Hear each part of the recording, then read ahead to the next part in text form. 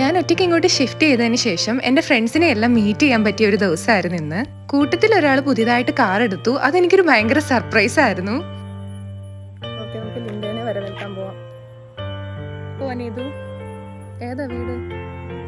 ഇനി നമുക്ക് നമ്മുടെ ഓരോ ഫ്രണ്ട്സിനെയും വീട്ടിൽ പോയി പിക്ക് ചെയ്യണം.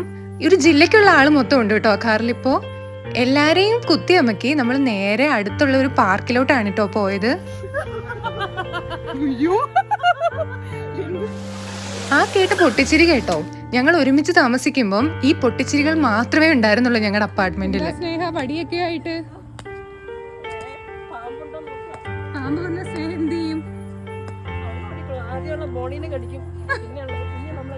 അപ്പൊ ഈ വടിയുടെ ഉദ്ദേശം ഈ നട്ടപ്ര വെയിലത്ത് 4 റൗണ്ട് ഓടിയതിന് ശേഷം എല്ലാവർക്കും വിശന്നു കേട്ടോ. അപ്പൊ നേരെ ഒരു റെസ്റ്റോറന്റിൽ പോയി മെനു പഠിക്കുവോ.